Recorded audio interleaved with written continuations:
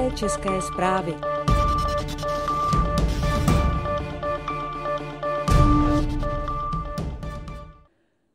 Oteplení nebude, mrazivé počasí se vrací. V posledních dnech se zdálo, že přichází jaro. Tento týden ale opět přinese mrazivé dny. Na víkend se ještě přidá inverze. Meteorologické modely ukazují, že se zima nekompromisně vrací. Během týdne budou teploty postupně klesat, v sobotu a neděli bude v nížinách zataženo. Na jaro tedy ještě musíme počkat.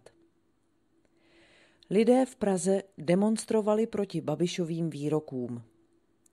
Desítky lidí přišli v neděli odpoledne na protestní shromáždění na Klárově v Praze. Chtěli vyjádřit nesouhlas s výroky ministra financí a předsedy hnutí ANO Andreje Babiše. Babiš označil redaktory České televize za zkorumpovanou pakáž. Akci svolali organizátoři petice, kterou podepsalo už přes 2600 lidí. Petice Babiše vyzývá, aby tvrzení o korupci doložil nebo aby odstoupil. Ennio Morricone počtvrté vyprodal pražskou O2 arénu.